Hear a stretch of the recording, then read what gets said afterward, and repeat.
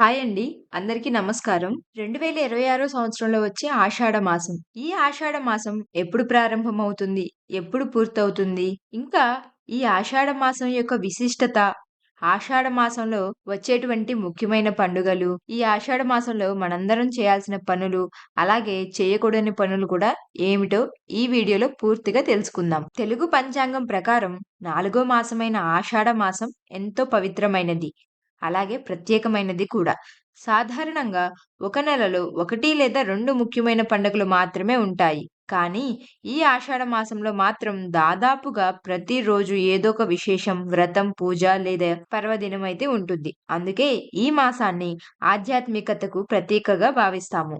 తెలుగు మాసాల పేర్లు సాధారణంగా ఎలా ఉంటాయి అంటే, ఆ నెలలో వచ్చే పౌర్ణమి రోజున చంద్రుడు ఏ నక్షత్రానికి సమీపంలో ఉంటాడో దాన్ని ఆధారం చేసుకొని నిర్ణయించబడతాయి. కాబట్టి పూర్వాషాఢ, ఉత్తరాషాఢ నక్షత్రాలకు సమీపంలో చంద్రుడు సంచరించే ఈ కాలాన్ని మనం ఆషాఢ మాసమని అంటాము.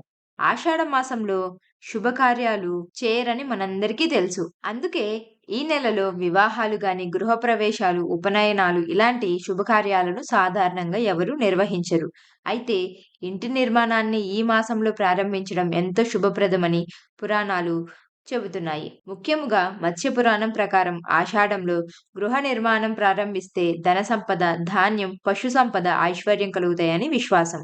మరి ఇంతటి విశిష్టమైన ఆషాఢ మాసం ఎప్పుడు ప్రారంభమవుతుందో చూద్దాం రండి. 2026వ సంవత్సరంలో 15వ తేదీన అంటే బుధవారం రోజు ఆషాఢ మాసం ప్రారంభమై 2026వ సంవత్సరం ఆగస్టు నెలలో 12వ తేదీన అంటే అమావాస్య రోజు బుధవారంతో ఈ ఆషాఢ మాసం అయితే ముగుస్తుందండి.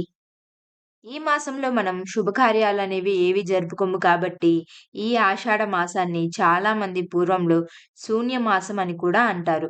కానీ ఇది నిజానికి శూన్య మాసం కాదండి. శుచి మాసం. పూర్వకాలంలో ఈ నెలలో ఇంట్లో ఉన్నటువంటి రాగి, ఇత్తడి, వెండి పాత్రలను శుభ్రపరచడం, అలాగే మెరుగుపెట్టడం వంటిది చేసేవారు. అలాగే బంగారం, వెండిని కూడా ఆభరణాలను కూడా శుభ్రం చేయించుకునే సాంప్రదాయం ఉండేది. అందుకే దీనిని శుచిత్వానికి ప్రతీకంగా భావించేవారు. ఆషాఢాన్ని చలిమాసం అని కూడా పిలుస్తారు. ఎందుకంటే వేసవి ముగిసి వర్షాకాలం ప్రారంభమయ్యే ఈ సమయంలో వాతావరణంలో ఎన్నో మార్పులు చోటు చేసుకుంటాయి. దాంతో క్రిమికీటకాలు పెరిగి అంటువ్యాధులు వ్యాపించే అవకాశం ఎక్కువగా ఉంటుంది. అందుకే ఈ నెలలో ఆరోగ్యంపై ప్రత్యేకమైనటువంటి శ్రద్ధ తీసుకోవాలని పెద్దలు సూచించేవారు. దాని కారణంగానే గోరింటాకు పెట్టుకోవడం వంటి ఆచారాలు కూడా ఆరోగ్య పరిరక్షణలో భాగంగానే ఏర్పడ్డాయని మన పూర్వీకులు చెబుతూ ఉంటారు. కాబట్టి ప్రతి ఒక్కరు కూడా తప్పకుండా ఈ ఆషాఢ మాసంలో ఎన్నిసార్లు గోరింటాకును పెట్టుకుంటే అంత ఆరోగ్యకరంగా ఉంటారని భావించవచ్చు.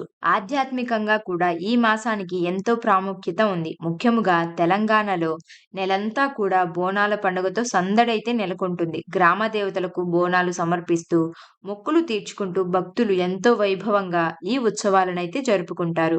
మహిళలు కానీ, స్త్రీలు కానీ అమ్మవారిని తమ ఇంటి ఆడపడుచుగా భావించి పసుపు, కుంకుమ, చీరలు సమర్పించి భక్తి శ్రద్ధలతో అయితే పూజలు చేసుకుంటారు ఈ నెల మొత్తం కూడా. ఆషాఢ మాసం అంటే చాలా మందికి గుర్తొచ్చేది అత్తాకోడళ్ళ ఆచారం కూడా.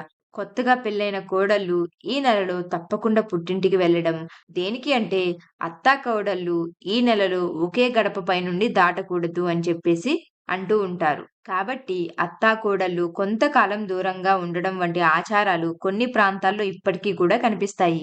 అయితే దీనికి శాస్త్రీయ ఆధారాలు లేవు. ఇవి ప్రాంతీయ సాంప్రదాయాలు, కుటుంబ నమ్మకాల మీద ఆధారం చేసుకొని కొనసాగుతున్న ఆచారాలు మాత్రమే. దీనిపై ఈ ఆషాఢ మాసంలో తప్పకుండా కొత్త కోడలు పుట్టింటికి వెళ్ళాలి అనే ఆచారం మీద మీ ఉద్దేశం ఏంటో ఖచ్చితంగా కామెంట్ చేయండి. అదే విధంగా ఈ ఆషాఢ మాసంలో అత్తాకోడళ్ళ ఆచారం మీ సైడ్ ఎలా ఉంటుందో కూడా తప్పకుండా కామెంట్ చేసి ప్రతి ఒక్కరికి తెలియచేయండి. మనం ముందు చెప్పుకున్నట్లుగా ఆషాఢ మాసం అంటే ఎన్నో విశేషాలు, ఎన్నో పర్వదినాలు కాబట్టి, ఇప్పుడు మనకి ఈ ఆషాఢ మాసంలో వచ్చేటువంటి ముఖ్యమైనటువంటి పండుగల గురించి తెలుసుకుందాం రండి.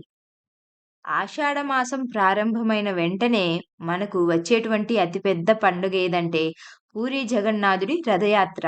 ఈ రథయాత్ర ప్రపంచ ప్రసిద్ధి చెందిన ఈ మహోత్సవాన్ని దర్శించుకునేందుకు లక్షలాది మంది భక్తులైతే తరలి వస్తారు. పూరి జగన్నాథుని రథయాత్రను దర్శించడం మహాపుణ్యమని భక్తులైతే విశ్వసిస్తారు. ఆ తరువాత వారాహి నవరాత్రులు ప్రారంభమవుతాయి. ఈ 9 రోజులు అమ్మవారి ఆరాధనకు ఎంతో విశిష్టమైనదిగా భావిస్తారు. ఇవి వచ్చేసి మనకి 2026వ సంవత్సరంలో జూలై 15 పాడ్యమి రోజున బుధవారం నుండి ప్రారంభమై, జూలై 23వ తేదీకి 9 రోజులు పూర్తయి గురువారం రోజు ముగుస్తాయండి. నెక్స్ట్ వచ్చేసరికి తొలి ఏకాదశి. ఈ పండగ కూడా మనకి ఆషాఢ మాసంలో వచ్చేటువంటి అతి ముఖ్యమైన పండగ. ఇది 2026వ సంవత్సరంలో జూలై 25 శనివారం రోజు వస్తుంది. నెక్స్ట్ గురు పౌర్ణమి. అంటే, అంటే ఆషాఢ పౌర్ణమినే గురు పౌర్ణమి అని లేదా వ్యాస పూర్ణిమ అని మనం జరుపుకుంటూ ఉంటాం. ఈరోజు శ్రీమన్నారాయణ స్వరూపమైనటువంటి వ్యాస భగవానుని జన్మదినమైన ఈ రోజును గురు పూజ పేరుతో గురువులందరూ ఆదరించడం మనందరికీ ఆనవాయితీగా వస్తుంది. ఈ గురు పూర్ణిమ వచ్చేసి మనకి జూలై నెల 29వ తేదీన బుధవారం రోజు వస్తుంది. తరువాత ఆషాఢ మాసంలో మనకు ముఖ్యమైన పండగ బోనాలండి. ప్రతి సంవత్సరం కూడా ఆషాఢ మాసంలో హైదరాబాద్ మరియు సికింద్రాబాద్‌ల్లో మహాకాళి అమ్మవారికి ఈ బోనాలను సమర్పించి చాలా ఘనంగా అయితే ఈ వేడుకలను నిర్వహించుకుంటూ ఉంటారు. ఈ బోనాల పండుగ 2026వ సంవత్సరం ఆగస్టు 10 సోమవారం. కానీ బోనాల పండుగ అంటే ఆషాఢ మాసం మొదలైనప్పటి నుంచి ముగిసే వరకు కూడా వచ్చేటువంటి ప్రతి ఆదివారం కూడా ఈ బోనాల పండుగను చాలా గొప్పగా జరుపుకుంటారు. 2026వ సంవత్సరంలో ఆషాఢ మాసం ఎప్పుడు ప్రారంభమవుతుంది? ఎప్పుడు ముగుస్తుంది? అదేవిధంగా ఆషాఢ మాసం యొక్క విశిష్టతను గురించి పూర్తి వివరంగా తెలుసుకున్నారు కదండీ! ఈ వీడియో గనక మీకు నచ్చినట్లయితే లైక్ చేసి మీ ఫ్రెండ్స్ అండ్ ఫ్యామిలీ మెంబర్స్‌తో కూడా షేర్ చేసుకోండి. అలాగే మీ సైడు ఆషాఢ మాసాన్ని ఎలా జరుపుకుంటారు?